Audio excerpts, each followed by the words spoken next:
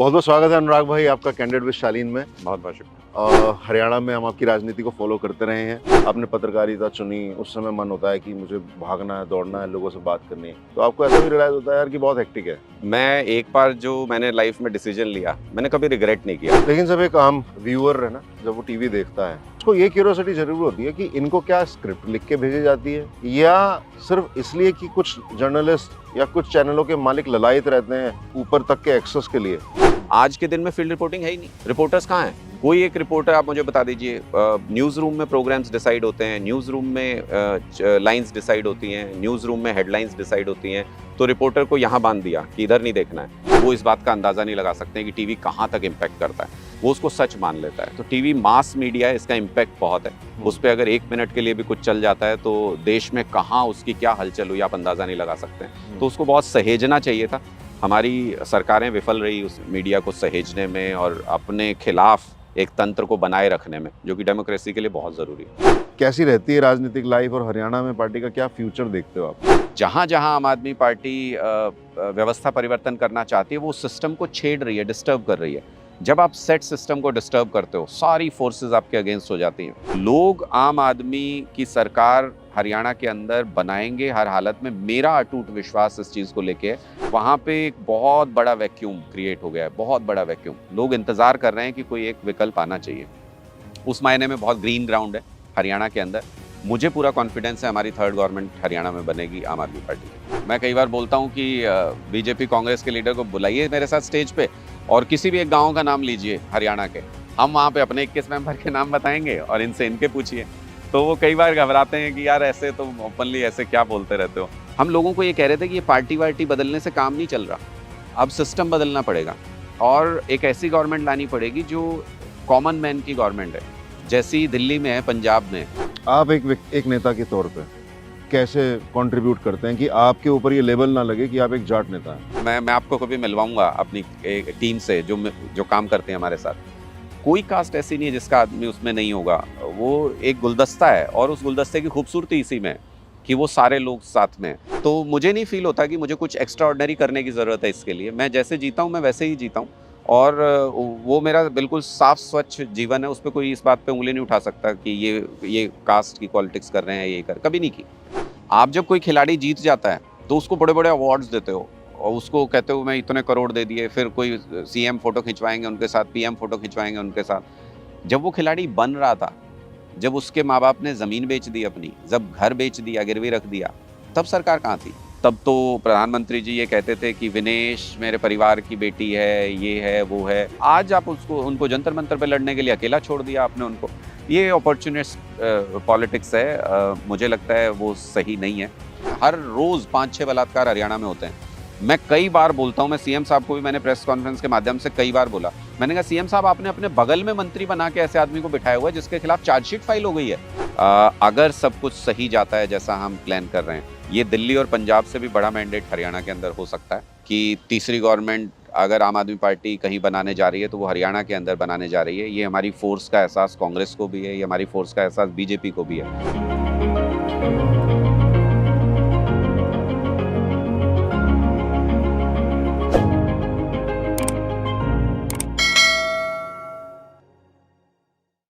बहुत बहुत स्वागत है अनुराग भाई आपका कैंडिडेट विद शालीन में। बहुत बहुत शुक्रिया। हरियाणा में हम आपकी राजनीति को फॉलो करते रहे हैं। आपके पत्रकारिता के जीवन से मुझे याद है कि 2014-15 के आसपास जी न्यूज़ में आप रहे थे उस समय, और रिपोर्टर देख के रुकना पड़ता था। आप लोग चुनाव लड़ रहे थे उस टाइम? हम लोग चुनाव लड़ रहे थे और कई बार चैनल देख के रुकना पड़ता था, कई बार रिपोर्टर देख के रुकना पड़ता था कि कौन व्यक्ति है जो एक्चुअली स्टोरीज पहुंचाता है जनता तक। तो जी न्यूज़ पे यदि कभी आप आ गए तो रुक गए, अदरवाइज आपको पता है कि मूवमेंट खट्टे मीठे रिलेशंस थे। खट्टे मीठे रिलेशंस थे जी टीवी से।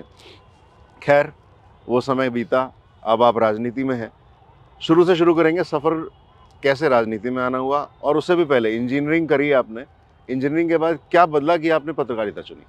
हाँ, ये थोड़ा-सा मेरी लाइफ में डिफरेंट है कि मेरा बेसिकली शुरू से नेचर है कि मुझे जो सही जब लगता है तो मैं वो करता हूँ। मैंने इंजीनियरिंग की थी ये सोच के कि टेक्निकल एजुकेशन होना चाहिए, अंडरस्टैंडिंग उस तरह की होनी चाहिए। लेकिन जब इंजीनियरिंग भी की तो उस टाइम कल्चरल एक्टिविटीज़ में बहुत इन्वॉल्व रहते थे, स्टेज बहुत पसंद था। तो उसके बाद जब इंजीनियरिंग कर ली तो ये हुआ कि नहीं यार, जर्नलिज्म अच्छा फील्ड है, जर्नलिज्म में जाना चाहिए। पहले से इंटरेस्ट था ही। पेरेंट्स ने भी बहुत कहा कि अरे इंजीनियरिंग कर चुके हो, अब जर्नलिज्म का क्या मतलब है। लेकिन मन था तो मैंने कहा कि जर्नलिज्म करेंगे। सबसे खास बात ये थी कि जब मैंने जर्नलिज्म शुरू किया और आज तक से किया, तो उस टाइम शायद सबसे बड़ा ब्रांड था जर्नलिज्म के उस फील्ड में। तो मेरे पास कोई मास कॉम की डिग्री नहीं थी। और जब इंटरव्यू तक पहुँचे तो बड़े बड़े दिग्गज, बड़े बड़े धुरंधर बैठे थे उस टाइम के जो एडिटर्स थे आज तक के। वो इंटरव्यू में यही पूछ रहे थे कि एक वेल पेड जॉब छोड़ के इंजीनियरिंग की और क्यों जर्नलिज्म में आना चाहते हो, यहाँ तो उसका हाफ भी नहीं मिलेगा शायद तुम्हें। तो मैंने कहा जी आप शॉर्ट टर्म सोच रहे हैं, मैं लॉन्ग टर्म सोच रहा हूँ। मेरा इंटरेस्ट इस फील्ड में है। मुझे नहीं लगता कि मैं चेयर पे बैठ के कंप्यूटर के सामने अपनी लाइफ को देख नहीं पाता। मैं लोगों के बीच में देख पाता हूँ, लोगों से बात करके, उनकी लाइफ के साथ मिलजुल के। तो उन्होंने कहा कि ठीक है, वेलकम, स्वागत है, पागलों की ज़रूरत है जर्नलिज्म के फील्ड में। मुझे आज तक ध्यान है, वो मेरे इंटरव्यू में ये कहा गया था। किसने लिया था इंटरव्यू? तो कमर वहीद नकवी जी थे, उस टाइम वो एडिटर इन चीफ होते थे आज तक के। और कई सारे हेडलाइंस टुडे उस टाइम होता था, उनके एडिटर श्रीनिवासन जी थे, वो बैठे हुए थे। कई सारे सीनियर लोग उसमें पैनल में बैठे हुए थे और पूरे पैनल का इंटरव्यू होता था। बखियाँ उधेड़ देते थे आपकी, और जिसके पास मास कॉम की डिग्री नहीं है उसको तो और ज़्यादा उधेड़ा जाता था कि भाई तुम कैसे आने की सोच रहे हो इस फील्ड के अंदर। तो वो एक अच्छा दौर था। मुझे काफ़ी सारी मीठी यादें हैं उस वक्त की। वैसे आप आरजे भी बन सकते थे, आपकी आवाज़ में जो बेस है। हाँ, बहुत सारे ऑफ़र हुए मुझे। चैनल में जब थे तो मुझे ये भी कहा गया कि एंकरिंग कर लो।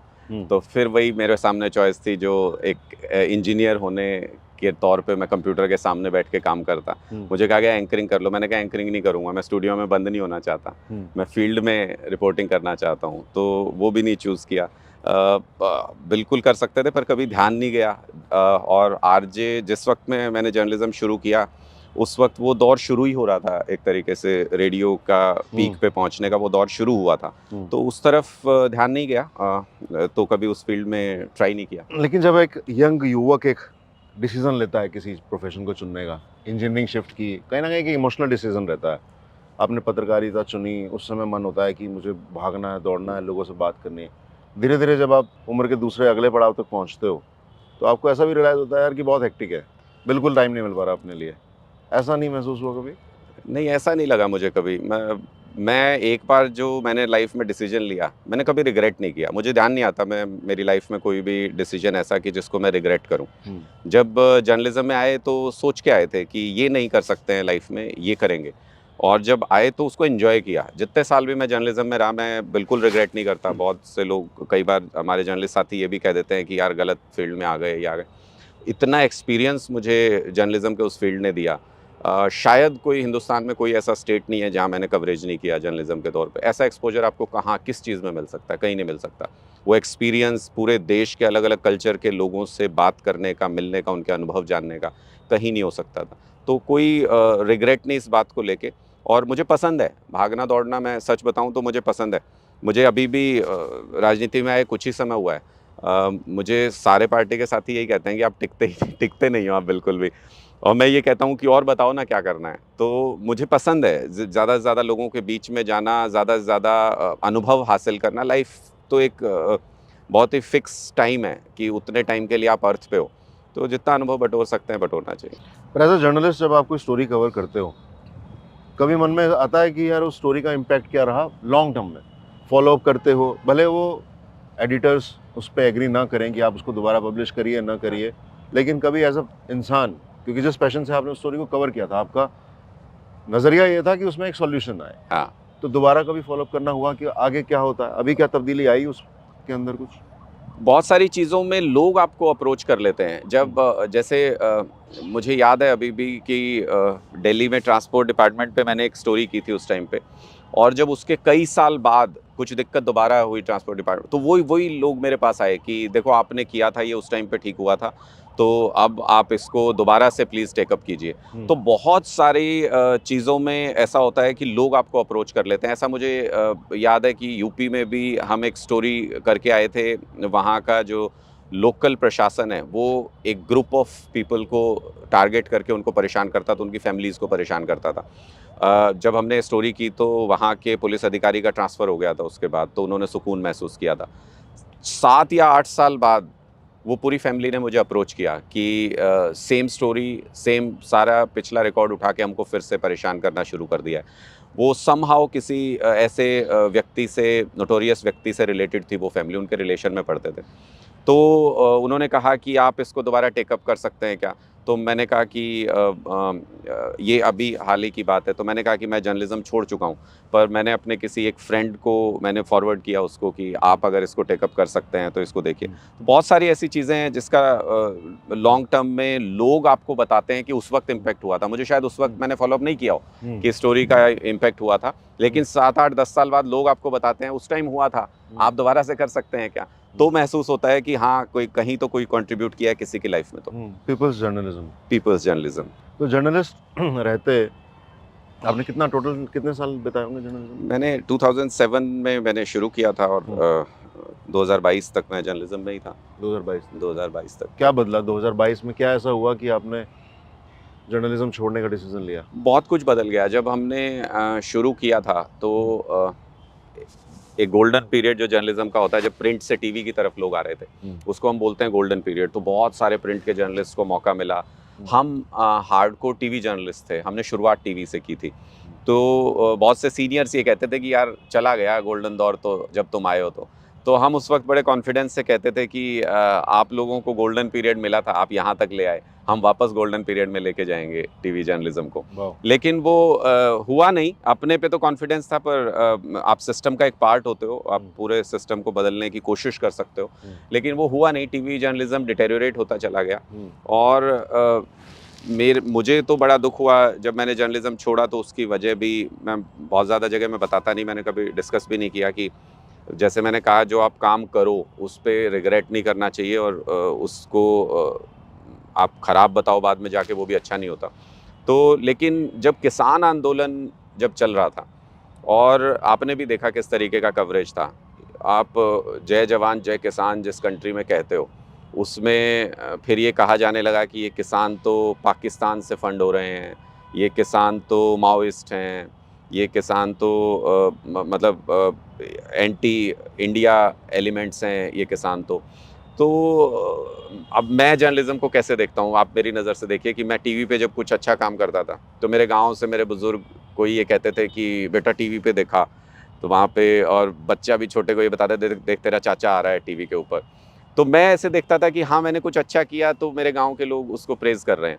अब मैं कैसे किसान आंदोलन में हमको ये कहा जाए कि हम ये बोलें कि ये लाइन चल रही है, इस लाइन पे बोलें कि ये जो किसान सड़क पे बैठे हैं अपनी मांग को लेके, ये पाकिस्तान स्पॉन्सर्ड हैं, या ये पाकिस्तान समर्थित हैं, या ये एंटी इंडिया हैं, मैं ये कैसे बोल दूँ? आप मुझे बताओ। मैं जो बुज़ुर्ग आज तक मुझे ये आशीष देता था कि तुम अच्छा काम कर रहे हो, वो कल को मुझे फ़ोन करके बोलेगा अच्छा बेटा, मेरे में पाकिस्तान दिखता है तुमको। तो वो एक ब्रेकिंग पॉइंट था जब मैंने उम्मीद छोड़ी कि जर्नलिज्म में शायद मैं आगे उतना कंट्रीब्यूट नहीं कर पाऊंगा। फिर मैंने देखा कि कहाँ कर सकते हैं कंट्रीब्यूट, तो फिर ये आगे की जर्नी शुरू हुई। तो किसान आंदोलन आपका टर्निंग पॉइंट था? वो एक बहुत बड़ा टर्निंग पॉइंट पूरे कंट्री के लिए था। वो आपको एक ताकत भी देता है ये सोचने की कि जैसे आज भी आप देखो, बहुत से लोग ये बोलते हैं कि ये तो ऐसी गवर्नमेंट है, इसके खिलाफ कोई कुछ कर नहीं सकता है, ये तानाशाह एक तरीके से गवर्नमेंट है। मैं इसको बोलता हूँ सूडो डेमोक्रेसी में इस वक्त हम चल रहे हैं, जो दिखने में डेमोक्रेसी है पर उस डेमोक्रेटिक तरीके से चल नहीं रहे हैं। तो बहुत से लोग बोलते हैं ये तो हो ही नहीं सकता, ये नहीं बदल सकते, ये झुक नहीं सकते। किसान आंदोलन से आप ये सीख सकते हो। उनके पास क्या था? किसानों के पास कोई रिसोर्सेज थे, कोई फंड्स थे, आपस में गरीब किसानों ने मिलके सारे धीरे धीरे खड़े होते चले गए। आप सोचो, इतनी बड़ी गवर्नमेंट को झुका दिया, इतनी बड़ी गवर्नमेंट को जिसको ये कहते हैं ये किसी की सुनते ही नहीं है, तो ऐसी गवर्नमेंट को झुका दिया। तो वहाँ से आप ये सीख सकते हो, हर चीज़ आपको सिखाती है। किसान आंदोलन पूरे देश के लिए एक टर्निंग पॉइंट था। ऐसे आंदोलन बहुत कम हुए हैं देश में जिन्होंने एक हिस्ट्री बना के छोड़ दी और लोग उसको पढ़ते रहे और सीखते रहे। मुझे लगता है कि ये किसान आंदोलन भी ऐसी एक चीज़ थी। लेकिन जब एक आम व्यूअर है ना, जब वो टीवी देखता है, लेकिन उसको ये क्यूरियोसिटी जरूर होती है कि इनको क्या स्क्रिप्ट लिख के भेजी जाती है, या सिर्फ इसलिए कि कुछ जर्नलिस्ट या कुछ चैनलों के मालिक ललायत रहते हैं ऊपर तक के एक्सेस के लिए, वो अपने आप स्क्रिप्ट बना रहे हैं, अपने आप अपने मालिक को खुश करने के लिए ये सब कर रहे हैं। ये होता कैसे है? मतलब अंदर की न्यूज़ क्या है? कैसे काम करता है ये? क्योंकि जैसे मैंने आपने पहले कहा भी कि कहा कि किसी प्रोफेशन के बारे में जिसमें आपने काम किया हो नहीं, बहुत ज़्यादा प्रोफेशन की नहीं, बात पर नहीं मैं है। आपको इतना हिंट ज़रूर कर सकता हूँ कि अगर आपको मैं आपसे एग्जांपल लेके पूछता हूँ कि अगर आपको ये इधर हाथ लगा दिया जाए और इधर हाथ लगा दिया जाए तो आप देखेंगे कहाँ? तो आप सामने ही देखेंगे, ऑप्शन नहीं रहता आपके पास कोई। तो बहुत ज़्यादा कमर्शियली गाइडेड आज के दिन में जर्नलिज्म है और बहुत पैसा आ गया है जर्नलिज्म के अंदर, और वो पैसा कहाँ से आता है? जैसे हमको जर्नलिज्म के बेसिक्स के रूप में मैंने ये एक चीज़ ये सीखी थी कि अगर आपको किसी सर्वे को, किसी रिपोर्ट को, किसी भी चीज़ को समझना है, तो आप सबसे पहली चीज़ ये समझो कि वो फंड कहाँ से हो रहा है, तो आपको समझ में आ जाएगा। तो इसी तरीके से आज के दिन में जो पूरा जर्नलिज्म है, वो चैनल्स हैं, वो कौन चला रहा है, कहाँ से फंड हो रहा है, आप वो देख लीजिए तो सारी बात समझ में आ जाती लेकिन है। ये आपने कहा कि बहुत पैसा आ गया है जर्नलिज्म में, वो जर्नलिस्ट के पास तो नहीं है, बीट रिपोर्टर के पास नहीं है, नहीं, ग्राउंड बिल्कुल नहीं रिपोर्टर है। के पास नहीं है। नहीं, बिल्कुल नहीं वो है। पैसा किसके पास पहुंच वो रहा है? कॉर्पोरेट हाउसेज़ के पास है, वो चैनल्स के पास है। माध्यम है आपके पास कि मीडिया के अंदर पैसा आता है, पर वो नीचे जो ग्राउंड के ऊपर उस जर्नलिज्म को क्रिएट करता है। अब आप देखो, मैं जब हमने शुरू किया और अभी के दौर में मैं जो फ़र्क देखता हूँ, कितनी फील्ड रिपोर्टिंग होती थी पहले। सब कुछ जो फील्ड से आता था, वही चैनल पे चलता था, तो आप कह सकते हो कि ग्राउंड का रिफ्लेक्शन था। चाहे उसमें 50% गलत भी हो, तो भी 50% तो रिफ्लेक्शन था। आज के दिन में फील्ड रिपोर्टिंग है ही नहीं। रिपोर्टर्स कहाँ हैं? कोई एक रिपोर्टर आप मुझे बता दीजिए। न्यूज़ रूम में प्रोग्राम्स डिसाइड होते हैं, न्यूज़ रूम में लाइंस डिसाइड होती हैं, न्यूज़ रूम में हेडलाइंस डिसाइड होती हैं, और फिर सुबह की मीटिंग में डिसाइड हो जाता है कि ये 4 खबर फॉलो करनी है। तो रिपोर्टर को यहाँ बांध दिया कि इधर नहीं देखना है। फिर उसके बाद ये 4 खबर नहीं फॉलो करनी है, यहाँ से बांध दिया, तो रिपोर्टर के पास यही देखने का दायरा रह गया।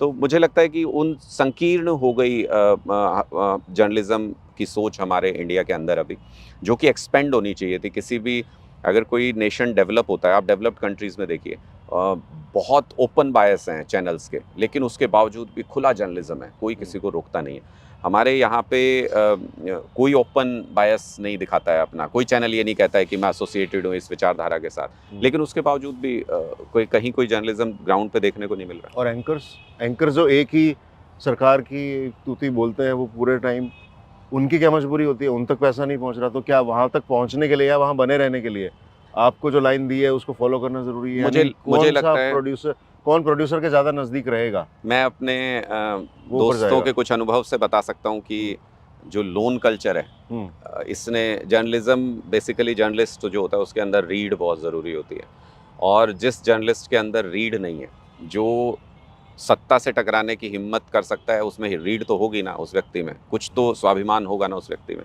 वो लोन कल्चर ने स्वाभिमान ख़त्म कर दिया है। मेरे जितने दोस्त भी जर्नलिज्म में काम कर रहे हैं, सब लोन लिए हुए हैं किसी न किसी चीज़ के लिए, घर चला रहे हैं इतने महंगाई के दौर में। तो मुझे लगता है कि किसी में हिम्मत नहीं अपनी नौकरी दांव पे लगा के कोई उस लाइन के अगेंस्ट जाने की कोशिश करे। उस कल्चर ने धीरे धीरे बहुत चीज़ें मोड़ दी, लेकिन बहुत से लोग हैं, बहुत सी वॉइसेस अभी भी हैं। मैं कभी भी आपको होप नहीं छोड़नी चाहिए।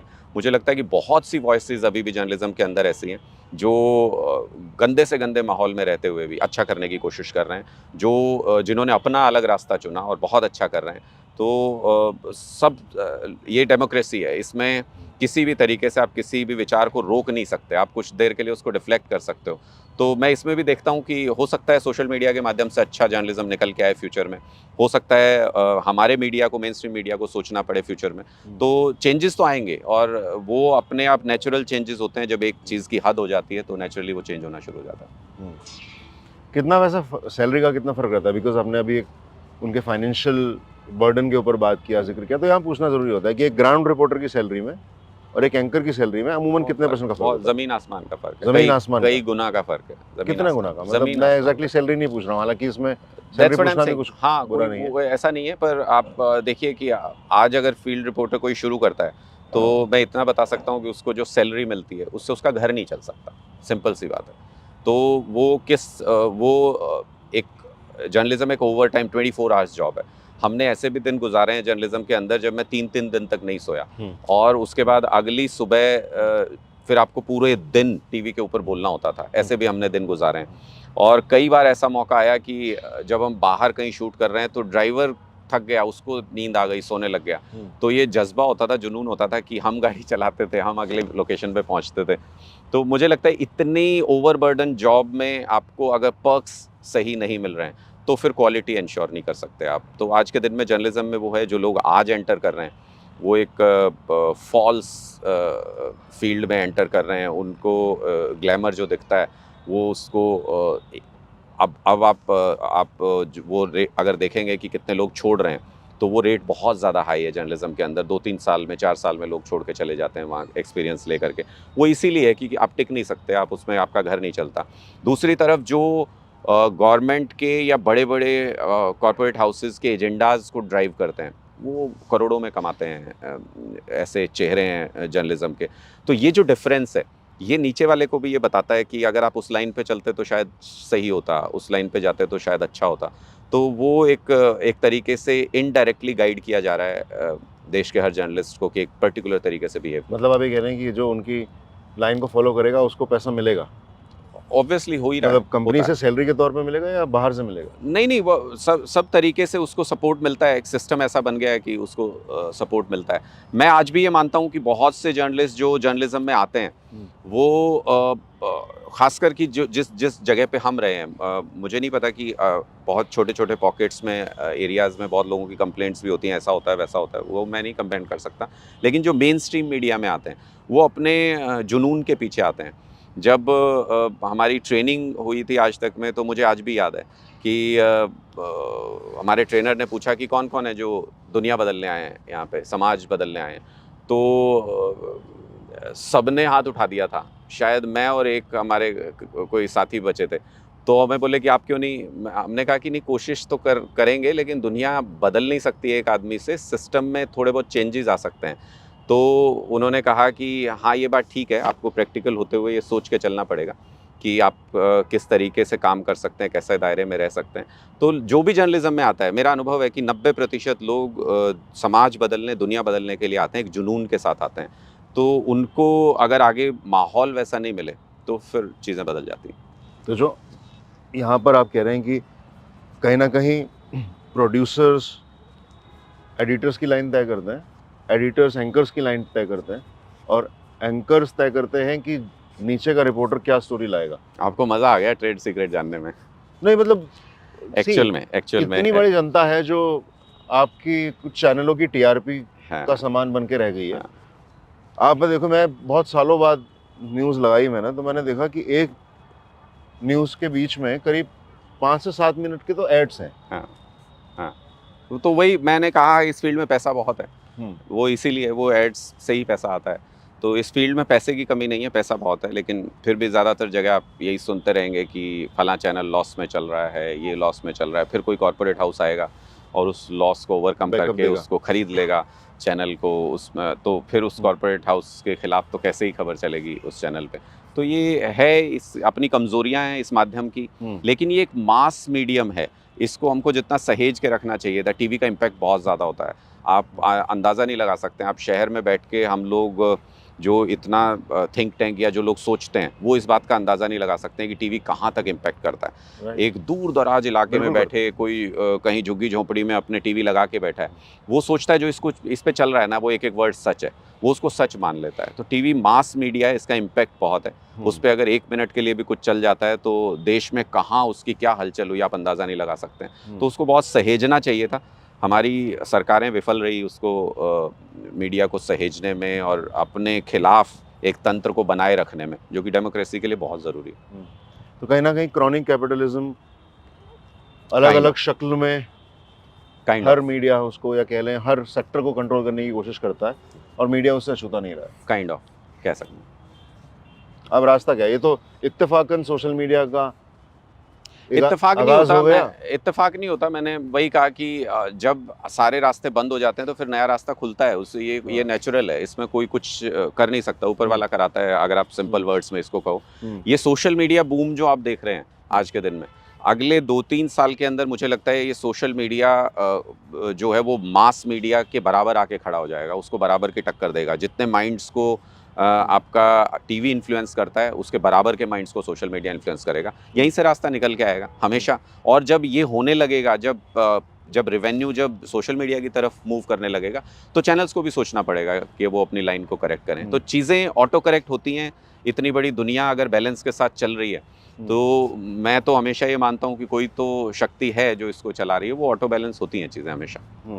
तो आज अब राजनीति ज्वाइन करने के समय कभी मन में संशय नहीं हुआ कि एकदम एक सेटल्ड जॉब छोड़ रहा हूँ, सिर्फ एक किसान आंदोलन उसका रीजन था, या मन में कुछ राजनीति में कंट्रीब्यूट करना या कोई और सपने थे जिनको पूरा करना जरूरी समझा? नहीं देखिए, ये तो मैंने शुरू से बताया, मुझे लोगों के बीच में रहना पसंद है। मुझे लोगों की प्रॉब्लम्स या तो मैं सॉल्व कर सकूं या उनको किसी तरीके से कोई सजेशन दे सकूं या इन्वॉल्व हो सकूं उनके साथ। अगर सॉल्व भी नहीं कर सकूं तो मुझे बहुत पसंद है, शुरू से पसंद है। ये इनहेरिटेड होता है आपके अंदर, और ये स्कूल से, कॉलेज से, हर जगह से लगातार चला आ रहा है। वही था मेरे अंदर भी कि अगर यहाँ नहीं कर सकते, जर्नलिज्म में नहीं कर सकते, तो फिर कहाँ कर सकते हैं। सो ऐसा नहीं है, मुझे ध्यान है अभी भी मैं जर्नलिज्म में था तब भी अरविंद जी ने मुझे एक दो बार ये कहा कि come and join politics, young लोगों को आना चाहिए पॉलिटिक्स के अंदर। तो मैं कहता था कि सर जर्नलिज्म में ही ठीक हूँ।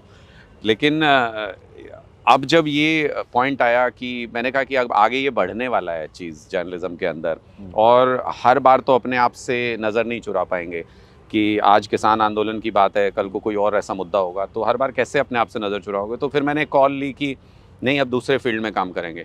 तो तब तय किया कि पॉलिटिक्स के फील्ड में लोगों के बीच में रह के, लोगों के साथ जुड़ के उनकी समस्याओं पे काम किया जा सकता है। तो मैंने फिर देखा, मुझे ऐसा मौका मिला कि मैंने बीजेपी भी कवर की है, कांग्रेस भी कवर की है, आम आदमी पार्टी भी कवर की है, बहुत सारी पॉलिटिकल पार्टीज़ कवर की है मैंने। तो मुझे ऐसा मौका मिला है कि सारी पार्टीज़ को इनसाइड आउट देखने का मौका मिला है, उनका काम करने का कल्चर, उनका एम क्या है, उनके लीडर्स किस तरीके के हैं। तो मुझे लगा कि अगर पॉलिटिक्स में आना है तो आम आदमी पार्टी सबसे अच्छा माध्यम है। अरविंद जी से मैं पहली बार जब मिला था तो आज तक में जो नए जर्नलिस्ट होते थे उनको अलग अलग पर्सनैलिटीज़ से मिलवाते थे। तो अरविंद जी को मैग्सेसे अवार्ड मिला था उससे पहले ही, तो उनको उस तरीके से बुलाया गया था कि आरटीआई पे अरविंद जी ने बहुत अच्छे काम किए थे और मैग्सेसे अवार्ड मिला है, और तो उनको बुलाया गया था हमसे मिलने के लिए। तब मेरी पहली मुलाकात थी, 2007 की ये बात है। अच्छा। तो तब मैं पहली बार मिला था। कहाँ मिले थे? आज तक में ही, आज तक के ही स्टूडियो में? हाँ, आज तक के इंस्टीट्यूट में ही वो जो नए जर्नलिस्ट होते थे उन सब से मीटिंग करने के लिए बुलाया जाता था, कोई पॉलिटिकल हस्ती को, किसी सोशल हस्ती को, इस तरीके से। तो वहाँ मेरी पहली मुलाकात हुई थी ट्रेनिंग के दौरान। तब मुझे लगा था कि यार, बैकग्राउंड फिर देखा कि क्या किया अरविंद जी ने, कैसे किया। तो मुझे लगा कि ये तो ऑफिसर थे, तो ये इन्होंने सोशल सर्व में रहते हुए, फील्ड में रहते हुए आरटीआई पे भी काम कर लिया, सारी चीज़ों पे काम किया, और मैग्सेसे अवार्ड भी इनको मिला।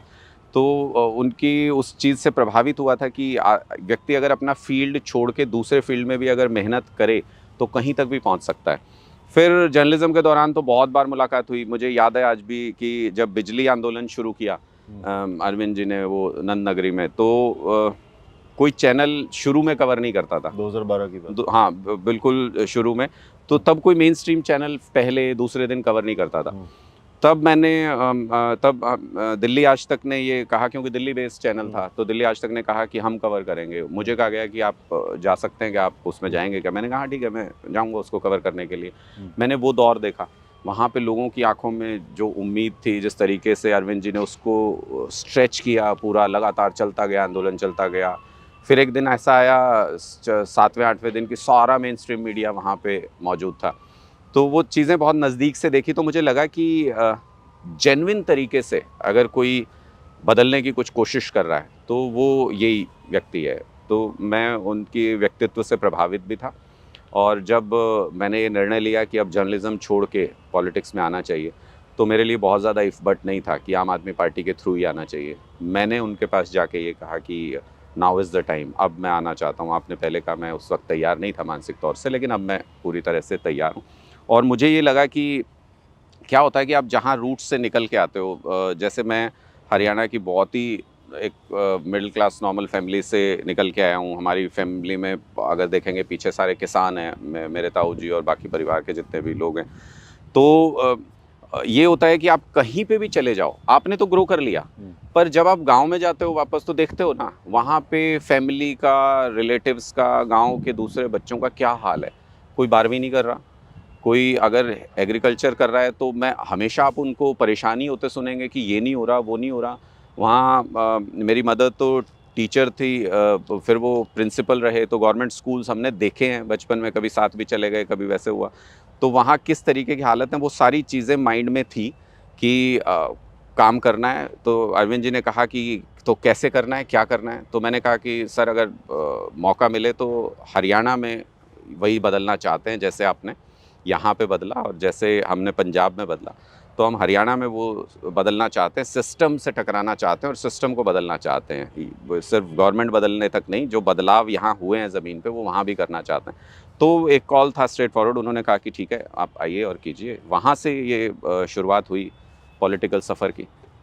आइए बैठ के आपके अरविंद जी के साथ जो पहला इंटरेक्शन हुआ आपका, इस खास तौर पे आपका पार्टी ज्वाइन करने से पहले, उसको तफसील से एक एक शब्द जितना आपको याद है वो बताइए। डन, ठीक है।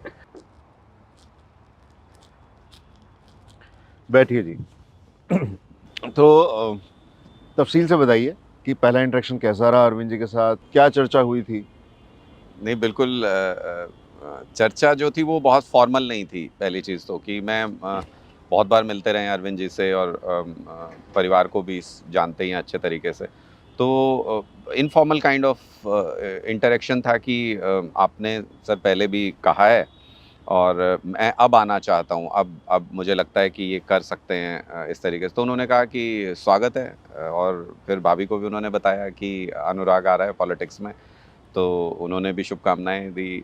फिर चर्चा हुई कि कैसे हरियाणा की राजनीति में क्या चल रहा है, कैसे चल रहा है उसको। वो खुद भी हरियाणा से ही हैं, तो उनका विशेष लगाव रहता है हरियाणा से। तो पूरा जब चर्चा हुई तो उन्होंने ये भी वार्न किया कि लाइफ आसान नहीं है, और ये तो हम देखते भी आए थे, उन सारे अनुभव देखे हैं अरविंद जी के, संजय जी के और मनीष जी के, सारे अनुभव देखे ही हैं।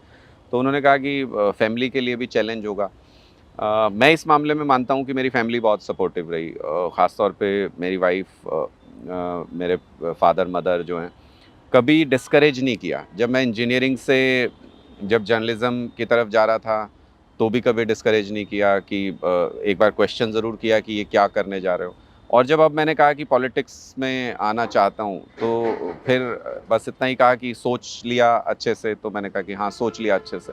तो उसके बाद सपोर्टिव रहे मुझे लगता है। तो एक परिवार जैसा ही है, अरविंद जी के साथ भी परिवार जैसा ही है। तो जब उन्होंने जब ये कहा कि परिवार से भी एक बार पूछ लो, चर्चा कर लो, तो उनको थोड़ा-सा जो होता है ना, अपने किसी व्यक्ति के लिए थोड़ी चिंता होती है, तो उनको ये था। तो मैंने पूछा परिवार से, सबसे चर्चा की और फिर इस बात पे सहमति बनी कि हाँ ठीक है, अगर सेवा करनी चाहिए, अगर कर सकते हैं पॉलिटिक्स के माध्यम से कर सकते हैं। और फिर मुझे ये भी लगता है कि आप आम आदमी पार्टी में देखो ना, किस-किस फ़ील्ड से कौन-कौन लोग आए। ये कभी मुझे नहीं लगता कि कभी सौरभ जी ने, मनीष जी ने, कभी संजय जी ने कभी ये सोचा होगा कि आके पॉलिटिक्स में इस जगह पे, आतिशी जी ने देखो सब अलग-अलग फ़ील्ड से कहीं-कहीं से आए, सत्येंद्र जी, और वो कुछ दे रहे हैं पॉलिटिक्स को। जब आप अलग-अलग फ़ील्ड से जब आप पॉलिटिक्स में आते हैं तो पॉलिटिक्स में कुछ कंट्रीब्यूट करेंगे, पॉलिटिक्स में कुछ नया लेके आएँगे। लेकिन अगर आप उसी ढर्रे पे हैं कि एक राजनीतिक परिवार से हैं, फिर उसका बेटा भी राजनीति में आ गया, फिर उसका बेटा राजनीति में आ गया, या पहले से राजनीति कर रहे हो, राजनीति में ही आ गए, तो आपने दिया क्या? राजनीति में नया क्या लेके आए आप? मुझे लगता है आम आदमी पार्टी की असली स्ट्रेंथ यही है कि हर फ़ील्ड से व्यक्ति अपना फ़ील्ड छोड़ के राजनीति में आ रहा है। तो ये कलरफुल पॉलिटिक्स है आम आदमी पार्टी की। हर कलर है उसके अंदर, हर एक्सपर्टीज़ है उसके अंदर, हर कोई अपना एक्सपीरियंस लेके आता है अपने फ़ील्ड का, उसको राजनीति में इम्प्लीमेंट करते हैं, और उसका जो रिज़ल्ट आता है वो हम देख रहे हैं सब जगह पे। लेकिन आपने कितना समय लिया ये डिसीजन लेने में? मैंने ज़्यादा समय नहीं लिया। मैंने पहले भी आपको कहा कि मेरा माइंड बनता है किसी चीज़ के लिए, और जब वो बनता है तो वो बन जाता है, फिर मैं उस पे फ़र्म होता हूँ बहुत।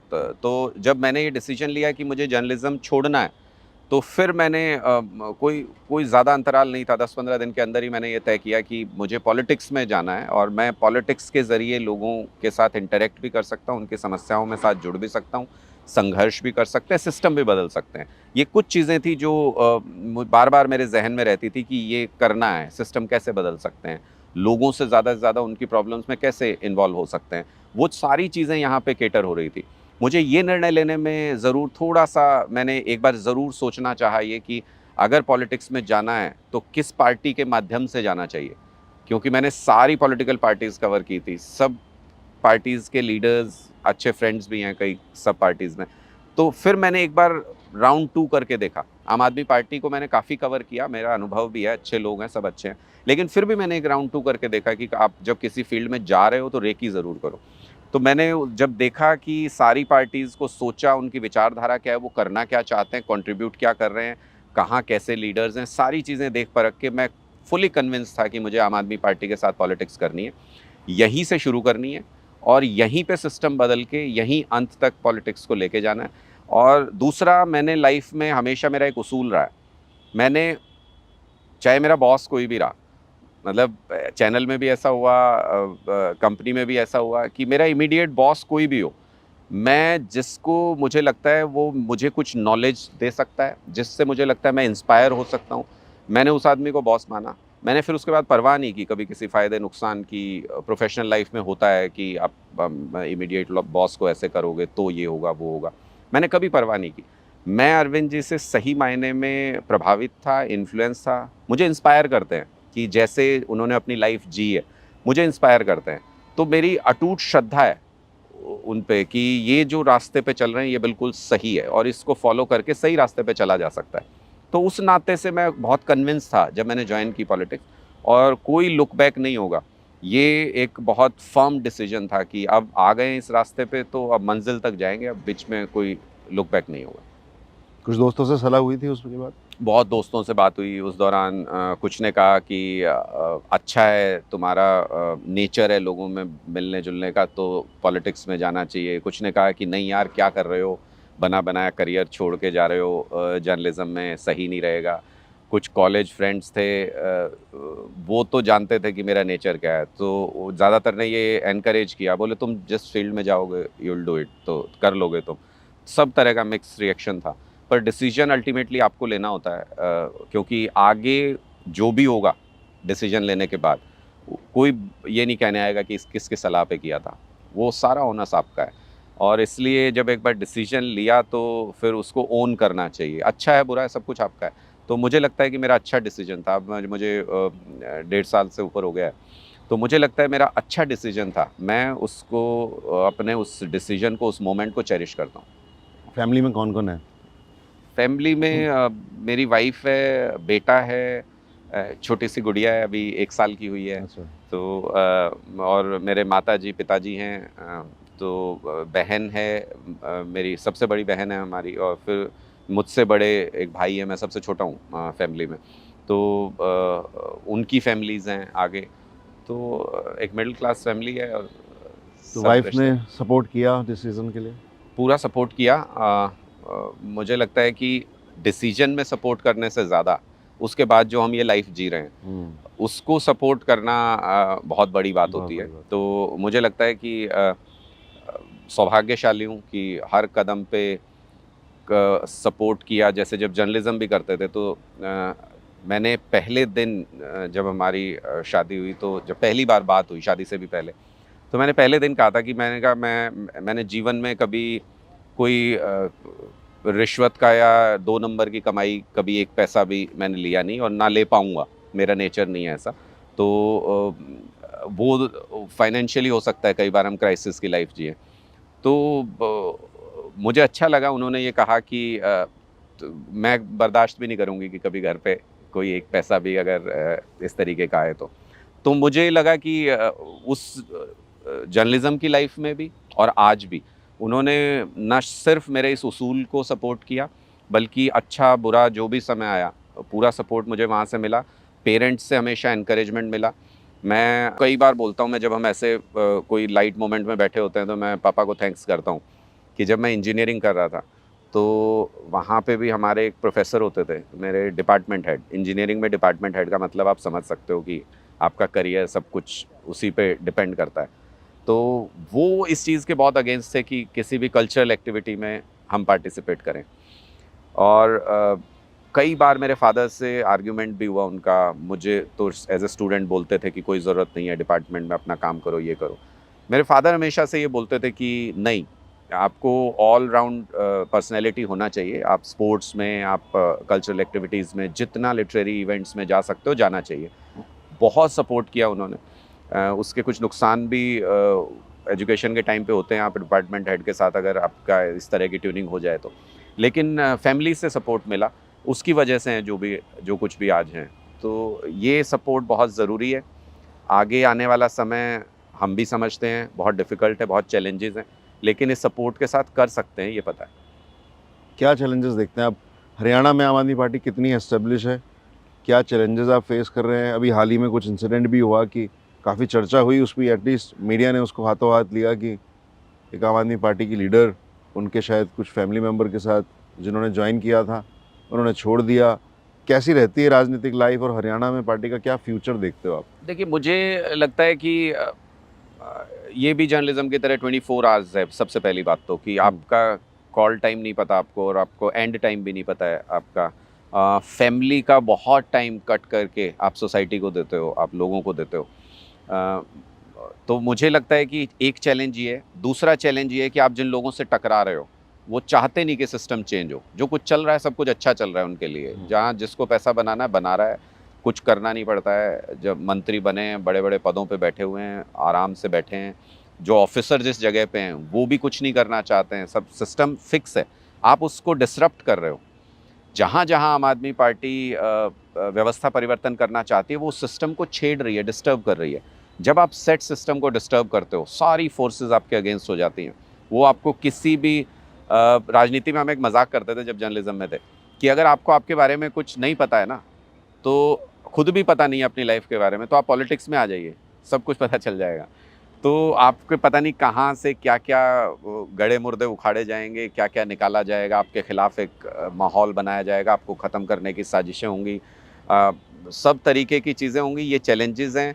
मुझे लगता है कि हरियाणा के अंदर बहुत स्कोप है, बहुत एनर्जी है, और ये रीज़न था कि मैंने अरविंद जी को खुद ये कहा था कि हरियाणा पे हमको काम करने की बहुत ज़रूरत है। जब अन्ना आंदोलन भी हुआ, या उसके बाद पार्टी भी बनी, सबसे ज़्यादा वॉलंटियर्स अगर दिल्ली के चुनाव में भी कोई काम करने आता था, तो हरियाणा के सबसे ज़्यादा वॉलंटियर्स थे। आज भी मैं किसी गाँव में जाता हूँ, वहाँ कोई सभा होती है, तो एक कोई साथी वहाँ जेब में एक पुरानी सी पर्ची लेके जेब से निकालता है, बोले देखो 2013 से जुड़ा हुआ हूँ मैं पार्टी से। बट वो एक्टिव नहीं था बीच में। तो हमारा सबसे बड़ा चैलेंज ये है कि एक-एक गाँव में जाके उन पुराने सब कार्यकर्ताओं को एकजुट करना, इकट्ठा करना है। लोगों के पास दिल्ली और पंजाब में जो कुछ हम कर रहे हैं, नेचुरली जा रहा है। हरियाणा में कई बार ऐसा होता है कि गाँव के लोग हमको ये बताते हैं, जी पंजाब में तो ये हो रहा है, ये तो होना चाहिए हरियाणा में भी। तो नेचुरल फ्लो तो है ही इन्फॉर्मेशन का। हमको भी उन चीज़ों को लेके लोगों के बीच में जाना है, और इनाम मिलने शुरू हो गए हैं। 2 केसेज़ तो चल रहे हैं अभी हरियाणा में। तो आप कुछ प्रोटेस्ट करो, कुछ भी करो, आपके 2 धाराएँ फालतू जोड़ के आपके ऊपर केस किए जाएँगे। पुलिस बहुत बर्बरता के साथ व्यवहार करती है कि किसी तरह से ये अगली बार आए ना दोबारा से प्रोटेस्ट करने के लिए। बट ये चैलेंज है, ये लाइफ़ है जो हमने एक्सेप्ट की है, और पूरी ताकत से लड़ेंगे। आपने कहा कोई अभी हमारे कोई साथी छोड़ के चले गए पार्टी। देखो, हम तो, मैं बार-बार ये कहता हूँ, हम बिल्कुल आम लोग हैं, सिंपल लाइफ़ जीने वाले लोग पॉलिटिक्स कर रहे हैं। हम पॉलिटिक्स की तरह पॉलिटिक्स नहीं करते, हम सामान्य व्यवहार से करते हैं। जो हमारे परिवार में आया, उसको सब सम्मान दिया, सब कुछ किया। अब वो उनकी किस्मत है। पंजाब में भी आप देखो ना, कितने लोगों ने, उनके नसीब में नहीं था कि वो सिस्टम बदल सकें गवर्नमेंट में आके। अब उनकी किस्मत है कि उनको गवर्नमेंट में नहीं आना था हरियाणा में, हम कुछ नहीं कर सकते। लोग आम आदमी की सरकार हरियाणा के अंदर बनाएँगे हर हालत में, मेरा अटूट विश्वास इस चीज़ को लेके है, क्योंकि पूरी फैमिली, पूरा सर्कल, मैं वहाँ का लगातार हरियाणा को देखता रहा हूँ लगातार। वहाँ पे एक बहुत बड़ा वैक्यूम क्रिएट हो गया है, बहुत बड़ा वैक्यूम। लोग इंतज़ार कर रहे हैं कि कोई एक विकल्प आना चाहिए। उस मायने में बहुत ग्रीन ग्राउंड है हरियाणा के अंदर। मुझे पूरा कॉन्फिडेंस है हमारी थर्ड गवर्नमेंट हरियाणा में बनेगी, आम आदमी पार्टी। बहुत सुंदर। अभी संगठन लेवल पे क्या काम चल रहा है? कैसे काम होता है? हरियाणा में संगठन कंप्लीट है हमारा। गाँव के लेवल तक, गाँव में हमने 21-21 मेंबर की कमेटी गाँव के अंदर बना दी है, सब गाँव में हरियाणा के। और कई बार हम चैलेंज करते हैं, तो कांग्रेस के और बीजेपी के कई जो साथी हैं, वो बोलते हैं कि अरे यार, ऐसे ओपन में तो मत बोला करो। मैं कई बार बोलता हूँ कि बीजेपी कांग्रेस के लीडर को बुलाइए मेरे साथ स्टेज पे, और किसी भी एक गाँव का नाम लीजिए हरियाणा के। हम वहाँ पे अपने 21 मेंबर के नाम बताएंगे और इनसे इनके पूछिए। तो वो कई बार घबराते हैं कि यार ऐसे तो ओपनली ऐसे क्या बोलते रहते हो। तो संगठन के लेवल पे हम लोगों ने जो फर्स्ट राउंड है वो कंप्लीट कर लिया। हम गांव में संगठन है, जिले पे संगठन है, ब्लॉक पे संगठन है, सर्कल 5-5 गांवों का बना दिया है। प्रदेश का संगठन, प्रदेश कार्यकारिणी बन गई है। तो संगठन का लेवल कंप्लीट हो गया। अब हमको पॉलिटिकल कैंपेन्स हरियाणा के अंदर करने हैं, लोगों तक पहुंचना है। वो अब काम चालू हो गया उस पे, और आने वाले दिनों में एक बहुत बड़ी एक महारैली जिसको कहते हैं, हरियाणा के इतिहास में शायद ना हुई हो, ऐसी हम रैली अरविंद जी की करने जा रहे हैं हरियाणा के अंदर। अभी कुछ दिनों से आप बदलाव यात्रा में शरीक थे, वो क्या है बदलाव यात्रा? एक बहुत कैसे अच्छा ट्रांसफर था? कॉन्सेप्ट था कि लोग हमसे पूछते भी थे कि ये यात्रा तो कांग्रेस वाले भी निकाल रहे थे अभी पिछले दिनों में, अभी फिर शायद शुरू कर रहे हैं। बोले ये बीजेपी वाले भी कोई 52-55 यात्राएं हरियाणा में चल रही हैं बीजेपी की, तो बोले ये भी निकाल रहे हैं, बाकी पार्टी भी निकालती है, तो आपकी यात्रा अलग कैसे है? तो आई यूज टू आस्क, मैं पूछता हूँ लोगों से गांव में जाके भी कि भाई कांग्रेस क्यों निकाल रही है यात्रा? 25 साल तक कांग्रेस पार्टी का राज हरियाणा में रहा है, तो जो भी वो करना चाहते थे, जो भी बदलाव करना चाहते थे, स्कूल अच्छे, अस्पताल अच्छे, बिजली, पानी, जॉब्स, जो भी करना चाहते थे कर लेते। 25 साल कम थोड़ी होते हैं। दिल्ली में तो हमारी सरकार 8-9 साल से ही है, और उसके बावजूद देखो क्या काम हमने यहाँ करके दिखाए। तो वो भी कर सकते थे। तो उनका यात्रा निकालना मतलब पॉलिटिकल स्टंट है। बीजेपी क्यों यात्रा निकाल रही है? उनका तो सीएम है, वो तो बैठे हैं आज के दिन सरकार में, जो करना है कर लो, एक साइन करो, डिसीजन लो और इम्प्लीमेंट कर दो। तो यात्रा निकालने का क्या मतलब है? तो इसका मतलब वो भी पॉलिटिकल स्टंट है। हम यात्रा इसलिए निकाल रहे थे, ये बदलाव यात्रा जो निकाली, 4 अलग-अलग यात्राएं निकाली, प्रदेश की 90 कॉन्स्टिट्यूंसी में गए। हम लोगों को ये कह रहे थे कि ये पार्टी वार्टी बदलने से काम नहीं चल रहा, अब सिस्टम बदलना पड़ेगा और एक ऐसी गवर्नमेंट लानी पड़ेगी जो कॉमन मैन की गवर्नमेंट है, जैसी दिल्ली में है, पंजाब में। तो हम उनको सिस्टम चेंज के लिए इंस्पायर करने के लिए बदलाव यात्रा निकाल रहे थे। बहुत ज़बरदस्त रिस्पॉन्स था, बहुत ज़बरदस्त रिस्पॉन्स पूरे हरियाणा के अंदर था। पहली ऐसी एक्सरसाइज थी जो हमने 90 की 90 कॉन्स्टिट्यूंसीज़ के अंदर की, और अच्छा सपोर्ट मिला हमको पूरी बदलाव यात्रा में। मुझे लगता है ये सब पार्ट ऑफ पॉलिटिक्स है कि ये यात्रा की वजह से हमारा जो ग्राफ 2-4-5% ऊपर उठा, तो उसकी वजह से थोड़ी घबराई हुई थी दूसरी पॉलिटिकल पार्टीज़। तो इसलिए ये सब साजिशें होती हैं, किसी को तोड़ लिया, किसी को ले गए, किसी को पार्टी से जॉइन करा लिया। एक हमारे साथी हैं पार्टी में, वो कहते हैं कि एक वो एक्सप्रेस गाड़ी चली है चंडीगढ़ से, उसमें कोई चढ़ेगा, कोई उतरेगा, पर गाड़ी तो आगे स्टेशन पे पहुंचेगी, उसको तो नहीं रोक पाएगा कोई भी। तो ये गाड़ी चल रही है, इसमें कोई चढ़ेगा, कोई उतरेगा, किसी के नसीब में है लोगों की सेवा करना, किसी के नहीं है। ज़्यादा फर्क नहीं पड़ता जब संगठन मजबूत होता है आपका। तो आम आदमी पार्टी, चन्नी साहब को किसने हराया पंजाब में, शायद कोई नाम नहीं बता पाएगा। अमरिंदर सिंह को किसने हरा दिया, कोई नाम नहीं। सिद्धू साहब को हरा दिया, बादल साहब को हरा दिया, कोई नाम भी नहीं बता सकता। लीडर थोड़ी थे वो, आम आदमी थे। तो इसलिए लीडर्स से उतना फ़र्क नहीं पड़ता। लीडर हमारे पास एक हैं, अरविंद केजरीवाल। उसके बाद संगठन से फ़र्क पड़ता है। संगठन हमारा बहुत मजबूत है हरियाणा में। तो हरियाणा की राजनीति में ना, जब भी जिक्र किया जाए हरियाणा की राजनीति का, तो जाट राजनीति पे बहुत बात होती है। आपने किसान आंदोलन का जिक्र किया, देश भर का किसान इकट्ठा हुआ, साथ साथ जाटों ने उसमें खासा समर्थन दिया। तो जब हम जाट राजनीति की बात करते हैं तो ऐसा महसूस होता है कि जो बीजेपी है उसने सारे ओबीसी समाज को साथ लिया एक तरह से। आपकी वहाँ जातिगत जो समीकरण है उसको आप कैसे देखते हैं? देखिए, हरियाणा मैं कई बार ये बात बोलता हूँ, और लोग कहते हैं कि आप ये बात जो बोलते हो सही बोलते हो। मैं कई बार गांव में जाके जब लोगों से बात करता हूँ तो मैं ये बोलता हूँ, मैंने कहा मुझे हंसी भी आती है और दुख भी होता है, और शायद आप भी सोचोगे तो आपको लगेगा।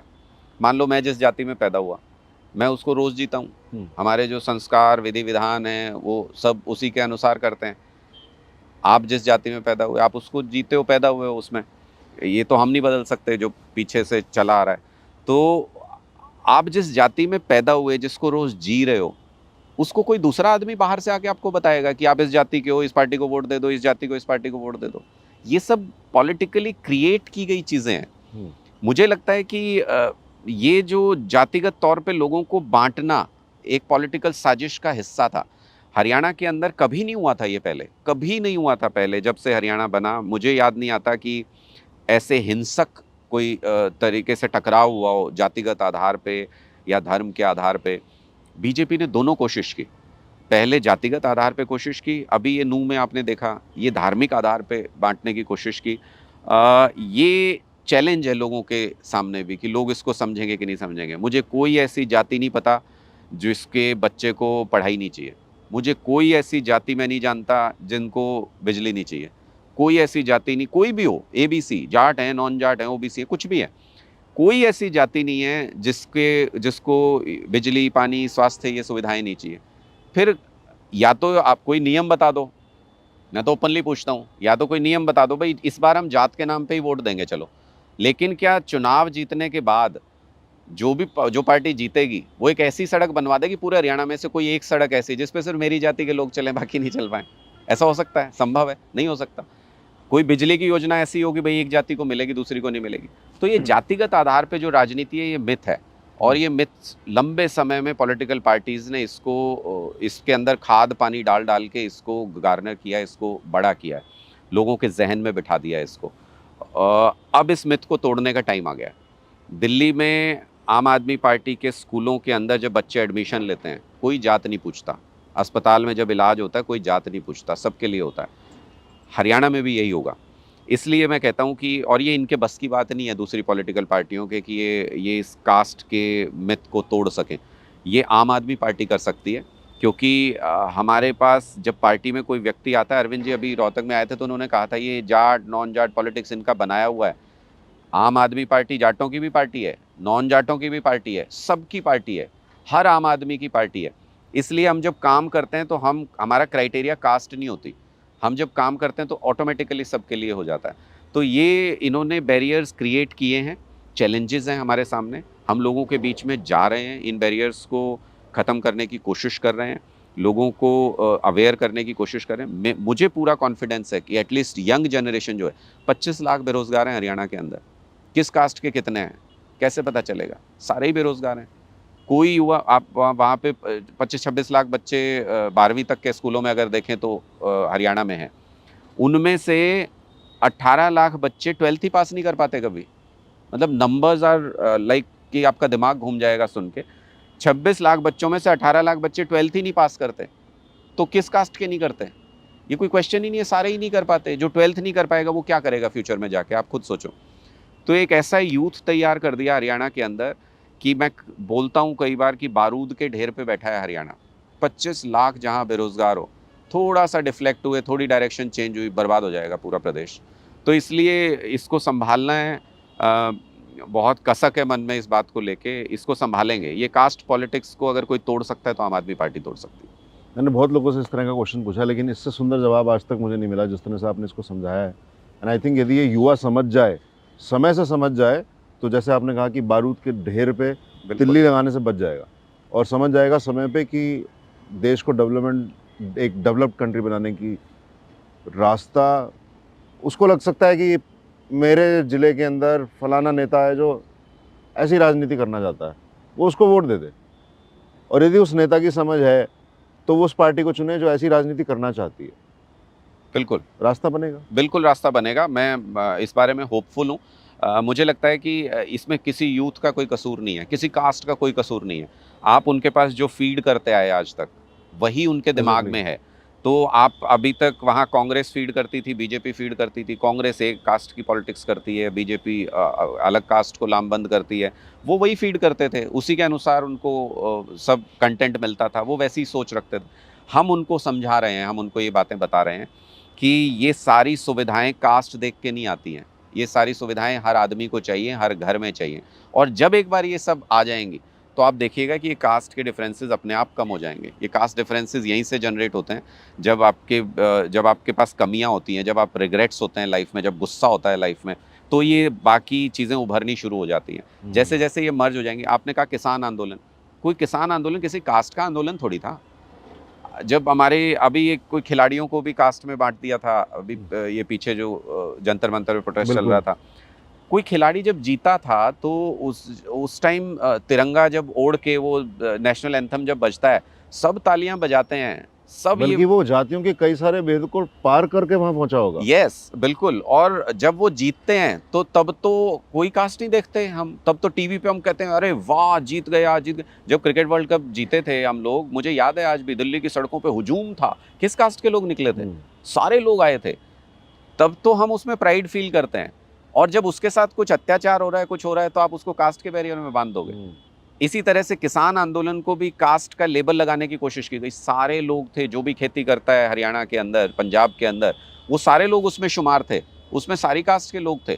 कोई किसी कास्ट का व्यक्ति ज़्यादा खेती करता होगा, ज़्यादा संख्या में होंगे, किसी का कम करता था, कम संख्या में होंगे, लेकिन सारे उसके अंदर मौजूद थे।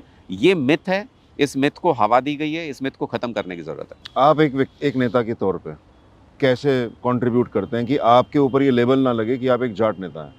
नहीं, या आप हमने सिर्फ जाटों के नेता हैं? हमने तो मैं तो सच बताऊं कि मैंने तो कभी लाइफ में कभी मेरे व्यवहार में या मेरे कामकाज करने के तरीके में कोई व्यक्ति कभी मुझ पे ये उंगली नहीं उठा सकता। मुझे इस बात का फ़क्र है, मुझे अपने माँ बाप द्वारा दी गई शिक्षा का, उनके द्वारा समझाई गई चीज़ों पे फ़क्र है कि कोई कभी ये नहीं कह सकता कि किसी के प्रति इनका व्यवहार सही नहीं था या किसी के प्रति ये बायस्ड हैं। मैं इंसान है मेरी मेरी नज़र में। और हम बहुत करीबी से, मेरी क्लोज़ टीम में भी अगर आप देखोगे तो वो गुलदस्ता है। एक तरीके से आप मैं आपको कभी मिलवाऊंगा अपनी एक टीम से जो काम करते हैं हमारे साथ। कोई कास्ट ऐसी नहीं है जिसका आदमी उसमें नहीं होगा। वो एक गुलदस्ता है और उस गुलदस्ते की खूबसूरती इसी में है कि वो सारे लोग साथ में हैं। तो मुझे नहीं फील होता कि मुझे कुछ एक्स्ट्रा ऑर्डिनरी करने की ज़रूरत है इसके लिए। मैं जैसे जीता हूँ मैं वैसे ही जीता हूँ और वो मेरा बिल्कुल साफ स्वच्छ जीवन है। उस पर कोई इस बात पे उंगली नहीं उठा सकता कि ये कास्ट की पॉलिटिक्स कर रहे हैं, ये कर कभी नहीं की, कभी नहीं किया। बहुत सुंदर। आपने जिन रेसलर्स का जिक्र किया, देश इस समय उस आक्रोश से गुजर रहा है कि हर पुरुष, हर महिला ये देख रही हैं कि जो देश के रेसलर्स के साथ हो रहा है, तो एक आम व्यक्ति कितना वल्नरेबल होगा यदि वो इस राजनीति को, और खासतौर से आप लोग नेता जो विपक्ष की राजनीति इस समय कर रहे हैं। बीजेपी ने भी विपक्ष की राजनीति सालों की, मुझे नहीं लगता कि किसी विपक्ष के नेता के साथ ये हाल हुआ हो जो आम आदमी पार्टी के लीडर्स के साथ हो रहा है और दूसरी पार्टियों के लीडर्स के साथ भी हो रहा है, और उन लोगों के साथ हो रहा है जो राजनीति, इनकी राजनीति में हवन नहीं करते हैं, इनकी राजनीति का हिस्सा नहीं बनते हैं। चाहे वो कल रेसलर हो सकते हैं, परसों वो कुछ और थे। आप इसको किस तरह से देखते हैं, और ख़ास तौर पे जो रेसलर्स हैं, क्या आम आदमी पार्टी उनकी लड़ाई का हिस्सा है, और है तो किस तरह से? देखिए, 2 अलग-अलग चीज़ें हैं जो आपने सवाल पूछे। एक तो आपने पूछा रेसलर्स वाली बात, तो मुझे नहीं लगता रेसलर्स को कोई पॉलिटिक्स से लेना-देना है। उसकी प्रॉब्लम सॉल्व कर दो, नहीं आएगा आपके पॉलिटिकल डोमेन में, नहीं आएगा वो आपको कुछ सवाल करने के लिए, लेकिन आप उसकी प्रॉब्लम ही सॉल्व नहीं कर रहे हो। आप जब कोई खिलाड़ी जीत जाता है, तो उसको बड़े-बड़े अवार्ड्स देते हो और उसको कहते हो मैं इतने करोड़ दे दिए, फिर कोई सीएम फ़ोटो खिंचवाएँगे उनके साथ, पीएम फ़ोटो खिंचवाएँगे उनके साथ। जब वो खिलाड़ी बन रहा था, जब उसके माँ-बाप ने ज़मीन बेच दी अपनी, जब घर बेच दिया, गिरवी रख दिया, तब जाके उसकी डाइट पूरी कर पाए, ट्रेनिंग पूरी कर पाए, तब सरकार कहाँ थी? तब तो सरकार ने कोई कंट्रीब्यूट नहीं किया। अब वो एक मुकाम तक पहुँच चुके हैं, देश का नाम रोशन किया, अपने दम पे किया और उसका रिवॉर्ड तो ले रहे हो, लेकिन अगर वो सिस्टम को सुधारना चाहते हैं, तो आप उनको कास्ट का उस पे लेबल लगा देते हो, आप उसको बोलते हो ये फलानी पार्टी के साथ जुड़ा हुआ है। तो मुझे लगता है आम आदमी पार्टी अगर आप देखें तो मुद्दे के तो पूरी तरह साथ है और इनको सिर्फ सपोर्ट करना इस मुद्दे का हल नहीं है। मैं आपको बताऊं, बहुत से लोग बोलते हैं कि ये पहलवान धरने पे बैठे हैं, इनको सपोर्ट करने जो जा रहा है वो इनके साथ है ना। इनका मांग क्या है? इनकी मांग, कोई एक ऐसा स्टेट मुझे बताइए जिसने, जैसे दिल्ली ने स्पोर्ट्स यूनिवर्सिटी का कॉन्सेप्ट लाया, कोई स्टेट लेके आया क्या? इनकी मांग ये है कि जब हम कुछ सीख जाएं, जब कुछ बन जाएं, तो हमारे पास माध्यम होना चाहिए दूसरे बच्चों को ट्रेनिंग देने का। उनको कोई प्लेटफॉर्म नहीं मिलता किसी तरह का।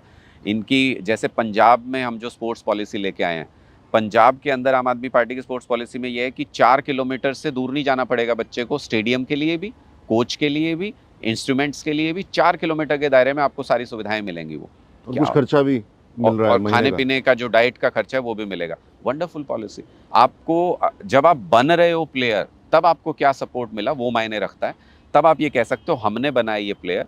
लेकिन अगर कोई प्लेयर बन जाए और उसके नाम पे पॉलिटिक्स भी कर लिया, अपने घर बुला के खाना भी खिला लिया, तब तो प्रधानमंत्री जी ये कहते थे कि विनेश मेरे परिवार की बेटी है, ये है, वो है, और फोटोज खींचे जाते थे उनके फोटो जीतने खींचे के जाते बाद। थे, सब कुछ किया जाता था। आज आप उनको जंतर मंतर पे लड़ने के लिए अकेला छोड़ दिया आपने उनको। ये अपॉर्चुनिस्ट पॉलिटिक्स है। मुझे लगता है वो सही नहीं है।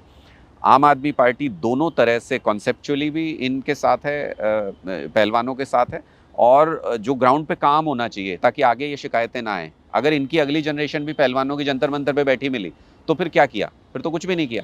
तो हम वो काम भी कर रहे हैं कि अगली जनरेशन को यहाँ आना नहीं पड़े।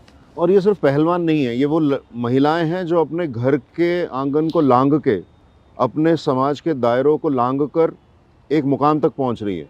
हर फील्ड में ये झेलना पड़ रहा है महिलाओं को। मैं आपको सही बताऊं, मैं हरियाणा का एग्जांपल दे सकता हूं कि संदीप सिंह है मंत्री हरियाणा के, और उनके ऊपर एक जूनियर कोच महिला को उन्होंने घर बुला के उसके साथ छेड़छाड़ की, उस दुष्कर्म की कोशिश की, शर्मनाक। और एफआईआर फाइल कराई उस महिला ने चंडीगढ़ में। उस पर जांच हुई, एफआईआर पे सबूत मिले, चार्जशीट फाइल हो गई उसके ऊपर।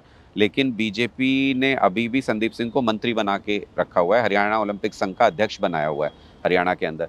तो कौन बाप अपनी बेटी को खेलने के लिए भेजेगा भाई?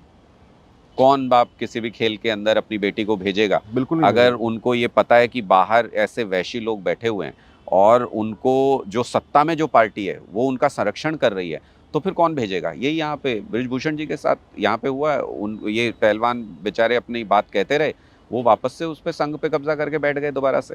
तो और बीजेपी पूरी तरह सपोर्ट में खड़ी थी। किसी तरीके का कोई कभी बृजभूषण के खिलाफ कोई बयान दिया हो बीजेपी ने? और ये भी स्थगित नहीं हुई है, थोड़े टाइम के लिए सस्पेंड जैसा कुछ किया है। आई वॉश है, आई सब वॉश। सब कुछ आई वॉश है। अगर आप वाकई सिस्टम बदलना चाहते तो जिस दिन बृजभूषण के खिलाफ ये आरोप लगे थे उस दिन वो जेल में होते। जिस तरीके से पॉक्सो के तहत जो एफआईआर दर्ज हुई थी उसमें पहले गिरफ्तार करते हैं, बाद में पूछताछ करते हैं। इसका मतलब आप साथ खड़े हो। जब मोदी जी साथ खड़े हैं, जब बीजेपी साथ खड़ी है, तो वो क्यों घबराएगा? वो और ज़्यादा वैसी हरकतें करेगा। अब हरियाणा में मैसेज दे दिया आपने, तो नीचे आप देखिए उसके बाद क्या हुआ। नीचे बलात्कार के केसेस जो हैं लगातार बढ़ते जा रहे हैं हरियाणा। हर रोज़ 5-6 बलात्कार हरियाणा में होते हैं। मैं कई बार बोलता हूं, मैं सीएम साहब को भी मैंने प्रेस कॉन्फ्रेंस के माध्यम से कई बार बोला, मैंने कहा सीएम साहब आपने अपने बगल में मंत्री बना के ऐसे आदमी को बिठाया हुआ है जिसके खिलाफ चार्जशीट फाइल हो गई है, और आप ये एज्यूम करते हैं कि नीचे ऑफिसर्स सारे महिलाओं के खिलाफ अपराध पे सही कार्रवाई करेंगे। ऑफिसर कहेगा मैं अपने रिश्तेदार को बचा लेता हूँ, मंत्री कहेगा मैं अपने रिश्तेदार को बचा लेता हूँ, मैं अपने खास आदमी को बचा लेता हूँ, किसी के खिलाफ कार्रवाई नहीं हो रही। 5-5, 6-6 रेप रोज होते हैं हरियाणा के अंदर। बहुत शर्मनाक है। तो आप कहते हैं कि हरियाणा का हमारा संगठन तैयार है। क्या लगता है आपको कि पार्टी किस तरह से अपना रणनीति बना रही है और क्या रिजल्ट आने वाले हैं? मुझे लगता है कि कोशिश भारतीय जनता पार्टी हर कोशिश करेगी। जैसे जैसे हम हरियाणा में प्रेशर बढ़ा रहे हैं, वैसे वैसे आप देखिएगा कि पार्टी के ऊपर भी अटैक्स बहुत ज़्यादा बढ़ जाएंगे, क्योंकि ये अब कोई छुपा हुआ राज नहीं है कि तीसरी गवर्नमेंट अगर आम आदमी पार्टी कहीं बनाने जा रही है तो वो हरियाणा के अंदर बनाने जा रही है। ये हमारी फोर्स का एहसास कांग्रेस को भी है, ये हमारी फोर्स का एहसास बीजेपी को भी है। अगर सब कुछ सही जाता है जैसा हम प्लान कर रहे हैं, मैंने बताया कांग्रेस 25 साल, बीजेपी 10 साल हो गए अब बीजेपी को, लेकिन मूलभूत चीज़ें चेंज नहीं हुई। इसलिए मैं कहता हूँ वहाँ ऐसा वैक्यूम है हरियाणा के अंदर कि अगर हमने सिर्फ विकल्प भी पेश कर दिया लोगों के सामने कि हम लड़ रहे हैं, तो इतने वोट हमको वहाँ मिलेंगे, सारे रिकॉर्ड टूट जाएंगे जितने दिल्ली और पंजाब में हम लोगों ने बनाए हैं बहुत छोटे से अंतराल में 10-11 साल के अंदर। जो काम दिल्ली और पंजाब सरकार ने किए उनको सामने रख के हरियाणा के युवाओं को आकर्षित कर रहे हैं, हरियाणा के आवाम को आकर्षित कर रहे हैं, या हरियाणा को देखते हुए एक अलग मैनिफेस्टो आएगा और उसकी समस्याओं का निदान निश्चित करने तौर के पे लिए? हरियाणा को देखते हुए हरियाणा की चीज़ें भी उसमें शामिल होंगी, पर मूलभूत ज़रूरतें बदलती नहीं। आप देश के किसी भी कोने में चले जाओ, हर किसी को चाहिए बिजली, पानी, स्कूल, अस्पताल, ये हर किसी को चाहिए। मैं कई बार बोलता हूँ हमारे हरियाणा में बहुत चलन है, पंजाब जैसे ही कल्चर हो गया है कि लोग ऑस्ट्रेलिया, यूएस, बहुत बड़ी संख्या में गाँव से लोग जा रहे हैं। तो मैं कई बार बोलता हूँ कि अपने बच्चों से पूछना वहाँ पे कि वहाँ स्कूल मुफ्त है कि नहीं है, वहाँ पे अस्पताल मुफ्त है या नहीं है। और अगर आपने बच्चे को वहाँ इसीलिए भेजा ना, यही सब चीज़ें हैं वहाँ पे, तो अपने बच्चों से पूछना। और अगर वो चीज़ यहाँ हो सकती है तो आपका बच्चा भी वापस आ जाएगा लौट के। तो माँ बाप की आंखों में चमक आती है कि ऐसा भी हो सकता है अगर यहाँ, तो शायद मेरा बच्चा वापस आ जाए। शालीन, मैं आपको बताऊं कि हरियाणा में ऐसी हालत है आज के दिन में, लोग डंकी का कल्चर बहुत बढ़ गया, इलीगल तरीके से भी विदेश जाते हैं क्योंकि यहाँ अपॉर्चुनिटी नहीं है। 25 लाख बेरोजगार है, मैंने आपको बताया। अगर ऐसे मेरे पास रोज़ केस आता है कोई ना कोई कि मेरे बच्चे की डेथ हो गई, एक्सीडेंट हो गया यूएस में, उसकी बॉडी वापस नहीं ला पा रहे हैं क्योंकि वो इलीगल तरीके से गया हुआ था। मान लीजिए वहाँ बच्चा गया हुआ इलीगल तरीके से, उसका एक बाउंडेशन होता है, इतने साल तक वो वापस नहीं आ सकता, केस वेस चल रहा है वहाँ पे। पीछे से उनके माँ बाप की यहाँ पे डेथ हो गई, आग देने के लिए नहीं आ सकता है बच्चा, ऐसी हालत हो गई है। तो जो पंजाब के अंदर जैसे ही नशे के ऊपर और ये बाहर जाने के कल्चर के ऊपर ब्रेक लगा आम आदमी पार्टी गवर्नमेंट आने के बाद, सारी वो एजेंसी, सारा वो नशे का कारोबार उठ के हरियाणा में आ गया वो। और हरियाणा गवर्नमेंट मुझे लगता है वेलकम कर रही है उसको, क्योंकि उसको रोकने का कोई प्रयास नहीं हो रहा। हमने ये ठान रखी है कि हम हरियाणा को उस हालत में तो नहीं जाने देंगे जिससे हम पंजाब को रिवाइव कर रहे हैं। हमको ये मौका 2024 में मिल रहा है, हम इसको यहीं रोकेंगे, यहीं से सुधारने की कोशिश करेंगे और इस कल्चर को ब्रेक करना बहुत ज़रूरी है।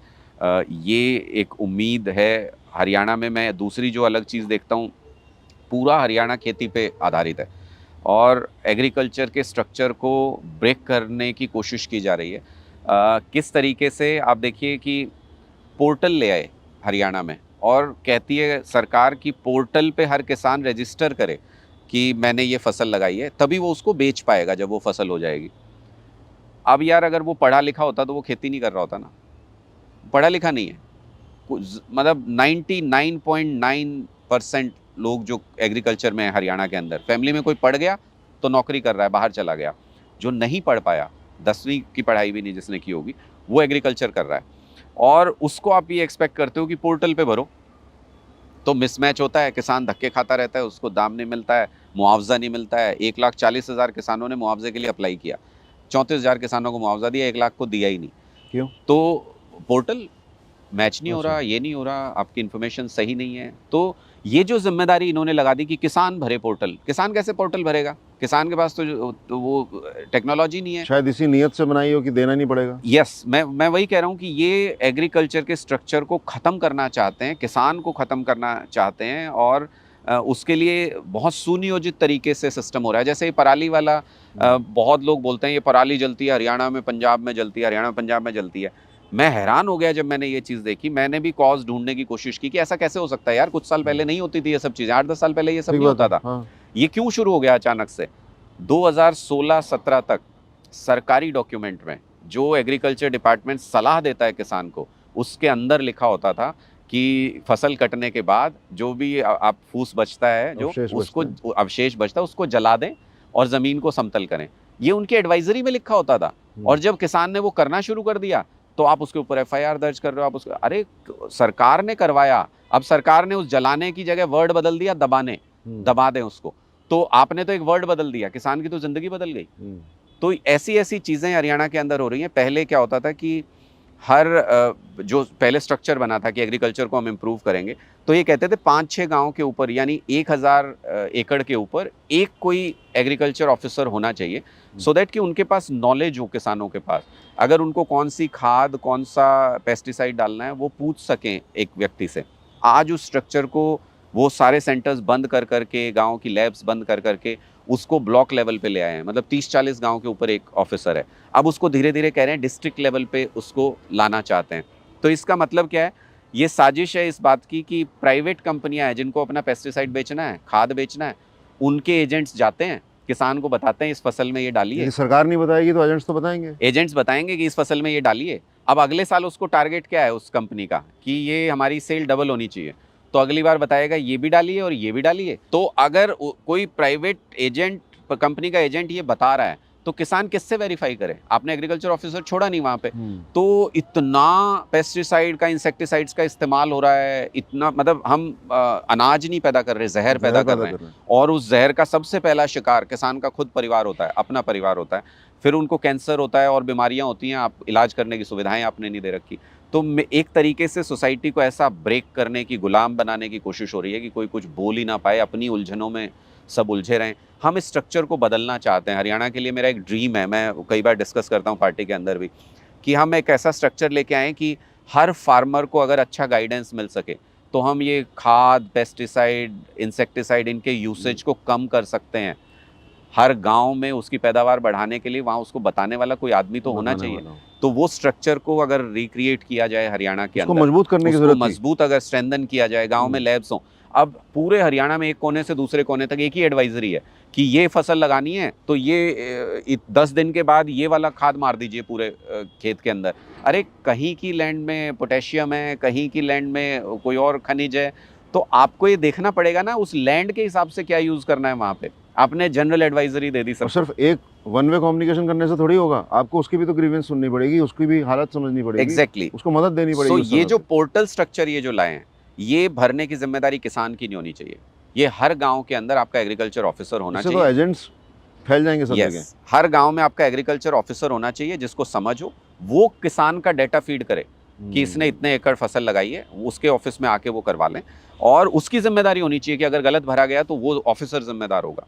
तब किसानों की ज़िंदगी में सुधार आ सकता है। वरना तो आप जितना दाम बढ़ाते हैं फसल का 50-100 रुपये, उससे ज़्यादा अगली बार उसको कह देते हैं ये खाद भी यूज़ करना है, उतना उसका उसमें लग जाता है, खर्चा बढ़ जाता है। तो वो किसान की ज़िंदगी आसान नहीं है। हरियाणा में किसान की ज़िंदगी को आसान बना सकें, हरियाणा में गरीबों की, मज़दूरों की ज़िंदगी को आसान बना सकें, उसके लिए योजनाएं लेके आएंगे। बहुत कुछ है, मतलब मन करता है कि जितना लाइफ में एक्सपीरियंस है सब निकाल के रख दें, दे दें लोगों को। तो वो कोशिश करेंगे, जी जान से कोशिश करेंगे। हर एक नेता का, हर एक व्यक्ति का अपना एक सपना होता है, जिस रीज़न से वो किसी एक पेशे को चुनता है। आपने राजनीति को चुना, आपका इंडिविजुअली कौन सा सबसे बड़ा पैशन है कि राजनीति में इस रीज़न से आया हूँ और सरकार बनाने के बाद इसके ऊपर ज़रूर काम करना ज़रूर? देखिए, मुझे लगता है कि हरियाणा के यूथ को, मतलब इस रीज़न से आया हूँ तो क्या कहूँ, मैं ये कह सकता हूँ कि मैं देख नहीं पाता हरियाणा के यूथ को जिस हालत में वो आज के दिन में है। मैं नहीं चाहता कि हम अपनी आँखों के सामने ये देखें कि आज तो वो अनएम्प्लॉयड हैं, कल वो नशेड़ी होने जा रहे हैं। मैं आज बता रहा हूँ ये बात कि और परसों को वो क्रिमिनल हो जाएँगे, और फिर हम ही लोग उनको बिल्कुल ठीक कह रहे हैं आप, ये कि विशियस साइकिल है। हाँ, ये तो मैं वो कसक है मन के अंदर, मैं वो देख नहीं सकता, मैं इसलिए पॉलिटिक्स में हूँ। मुझे इसको किसी भी हाल में इन चीज़ों को बदलना है, हरियाणा के यूथ को सही रास्ते के ऊपर लेके आना है, उनके लिए एम्प्लॉयमेंट जनरेट करना है, उनके लिए सिस्टम ऐसा दुरुस्त करना है कि वो अपनी लाइफ को सही तरीके से जी सकें। मैं इतनी नॉनसेंस पॉलिटिक्स होती है, कई बार गुस्सा भी आता है कि खट्टर साहब कह रहे हैं कि जो अनमैरिड लोग हैं, उनके लिए वो पेंशन शुरू करेंगे। मैंने उनको बोला, मैंने कहा खट्टर साहब 9 साल पहले अगर इनको नौकरी दे देते तो इनकी शादी नहीं हो जाती। तो आप उस कॉज को ख़त्म करने की कोशिश नहीं कर रहे हो, आप ड्राइंग रूम पॉलिटिक्स कर रहे क्या हो। नियत नहीं है कि अकल नहीं है? दोनों चीज़ें नहीं हैं, आप ज़मीन से जुड़े हुए नहीं हो। जब तक आपको किसी गरीब या आम आदमी के घर की समस्या का पता नहीं होगा, आप उसका सुधार नहीं कर सकते। अरविंद जी ये सब कर पाते हैं, तो मैं ये फ़ील करता हूँ कि उन्होंने इतना सड़क पे घिसे हैं, इतनी गरीबों के बीच में जाके काम किया है, तो उनको अंदाज़ा है कि समस्याएँ क्या होती हैं। अगर आप ज़मीन से नहीं जुड़े हुए हो, हमारे तो मुख्यमंत्री भी ऐसे हैं हरियाणा के अंदर, खट्टर साहब, की हेलीकॉप्टर से जायज़ा लेके कहते हैं कि हाँ, देखा मैंने फसल ख़राब हो गई किसान की। अरे जब खेत में जाओगे नहीं, आपको क्या पता फसल ख़राब हो गई, उसको क्या चाहिए, क्या मदद चाहिए और आपसे? उनके उनके एक तरह से उनकी तासीर के एग्जाम्पल्स आए, काफ़ी वीडियोस वायरल होते रहे, जब वहाँ कोई बुजुर्ग महिला उनसे कुछ कहना चाहती है, बदतमीज़ी वो किस करते हैं लोगों तरह से। से रिएक्ट करते हैं। राजनीति में होके भी अगर आप लोगों के साथ, अगर आप पहली क्वालिटी आपकी क्या है? को आप, हो सकता है कि, मैं नहीं कहता कि 100% लोगों के आप दर्द दूर कर सकते हो, लेकिन आप उसका दर्द सुन तो सकते हो। एक नशे से जिसका बच्चा मर गया, वो माँ अपनी गुहार लेके आई थी सीएम साहब के पास, बोले तुझे किसी ने सिखा के भेज रखा है, बैठ जा। तो एक महिला ने कहा कि गाँव की महिलाओं के पास रोज़गार नहीं है, तो कोई यहाँ पे अगर फैक्ट्री वगैरह कुछ आसपास लग जाए तो हमें रोज़गार मिल जाए। मत लगाते फैक्ट्री, आप उसको बता तो देते कि हाँ बहन मैं करवा सकता हूँ, बेटी मैं करा सकता हूँ। बोलते हैं कि अगली बार जब चंद्रयान भेजेंगे तुझे उसमें बिठा के भेजेंगे। तो ये बदतमीज़ी है, राजनीति में चलती नहीं है। एक समय हर चीज़ का आता है, मुझे लगता है कि लोगों ने अब देख लिया है इनके व्यवहार को भी, इनके काम को भी, अब इसका जवाब देंगे। अनुराग भाई, क्योंकि आपने इस कॉज़ का ज़िक्र किया और ये कॉज़ मेरे दिल के भी बहुत करीब है, यहाँ पे सुनने वालों के लिए भी ये डेटा शेयर करना मुझे ज़रूरी महसूस करता है कि सबसे ज़्यादा जो चिट्टा कंज्यूम होता था, जिसको हम हेरोइन बोलते हैं, और उसकी जो थोड़ी इन्फीरियर क्वालिटी है उसे स्मैक या ब्राउन शुगर बोलते हैं, उसमें सबसे ज़्यादा कंट्रीब्यूशन हरियाणा का होते जा रहा है। पंजाब के ही नक्शे कदम पर हरियाणा है और पश्चिमी उत्तर प्रदेश तीसरे नंबर पे आता है। और ये डेटा जो मैं बोल रहा हूँ वो 2019 की एम्स की स्टडी के आधार पे बोल रहा हूँ। मैंने आपको उसका कारण बता दिया। जैसे-जैसे हम पंजाब में सिस्टम को टाइट कर रहे हैं। अभी अम्बाला पुलिस ने एक प्रेस कॉन्फ्रेंस की थी कुछ दिन पहले। दे सेड कि रूट चेंज हो गया। पहले पंजाब की तरफ से नशा आता था अम्बाला के इलाके में। अब वो 99.9% वो रूट ख़त्म हो गया। अब नया रूट खुल गया। दिल्ली की तरफ से नशा जा रहा है अम्बाला में। तो दिल्ली में तो केंद्र सरकार बैठी है, दिल्ली पुलिस उनके पास है, दिल्ली पुलिस को सबसे प्रोफेशनल पुलिस बोलते हैं। अगर यहाँ से नशा उनके पास जा रहा है तो मतलब आप अल्टरनेट रूट्स खोल रहे हो, सुनियोजित तरीके से खोल रहे हो। तो इसका मतलब कि ये एक जगह करने से नहीं होगा। पंजाब के युवा को हम बचा लें तो सिर्फ उससे काम नहीं चलेगा, पूरे देश के युवा के ऊपर ये खतरा और बढ़ जा फिर रहा ये है। देश एक यूनियन है, किसी एक स्टेट में कंड्यूसिव एनवायरनमेंट क्रिएट करने की ज़रूरत है, पर इस समस्या के लिए पूरे नॉर्थ भारत को, जैसे हम पराली की समस्या को लेके बात करते हैं कि एक जॉइंट एक्शन प्लान बनना चाहिए, सारी सरकारों को साथ आना पड़ेगा। इस समस्या को लेके भी यदि आपको यूथ को बचाना है तो एक जॉइंट एक्शन प्लान बनाना पड़ेगा, अदरवाइज़ हम हरियाणा, पंजाब, यूपी करते रह जाएंगे और देश का यूथ हमारे हाथ से निकल जाएगा। बिल्कुल, वो सारा जो पंजाब में जिस चीज़ पे आप कंट्रोल करोगे वो हरियाणा में आ जाएगा, हरियाणा में। हरियाणा में कंट्रोल करोगे यूपी में चला जाएगा। तो वो तो उनके लिए तो वो बिजनेस है, उनके लिए तो वो व्यापार है, व्यापार है। और वो उसको किसी भी लेवल पे जाके चलाएंगे, और तो उनको जहाँ मौका मिलेगा वहाँ करेंगे, चलाएंगे। और जहाँ भी ससेप्टेबल यूथ है, अनएम्प्लॉयमेंट हो, उसकी पढ़ाई की का स्तर वो ना हो, और उसके पास अपॉर्चुनिटीज़ ना हो, साथ साथ एक डिस्ट्रेस हो जिससे वो डील ना कर पा रहा हो, तो वो नशे को चुनेगा। और नशे का एक अपना सिस्टम है। जैसे आप कह रहे हैं कि पेस्टिसाइड और फर्टिलाइज़र बेचने के लिए एजेंट्स लगे हुए हैं, चिट्टा बेचने के लिए भी एजेंट्स हैं। बिल्कुल, पेडलर्स का अपना एक सिस्टम है, उसको वो प्रोपेगेट करते हैं, और हर गांव-गांव के स्तर पे वो उनका सिस्टम बनते जा रहा है। तो जिस तरह से हमारे देश की पॉपुलेशन बढ़ रही है, समस्याएं बढ़ रही हैं, आई थिंक आप जैसे यूथ को साधुवाद देने की ज़रूरत है। आम आदमी पार्टी जैसे एक संस्था को दुनिया और देश के आवाम आशीर्वाद देता रहे, और आप जिस रास्ते निकले हैं, बहुत बहुत आपको मेरी तरफ से बधाई है, शुभकामनाएं हैं। आप संगठन को आगे लेकर जाएं, और जिस गर्मजोशी से आपने आज बात की है, मुझे लगता है कि हमारे बहुत से युवा प्रेरणा लेंगे और आम आदमी पार्टी ज्वाइन भी करेंगे, और आपका साथ सख्त तरीके से अदा करेंगे। भगवान ने चाहा तो सरकार बना के मिलेंगे 2024 में हरियाणा के बिल्कुल अंदर। बिल्कुल, बहुत शुभकामनाएं।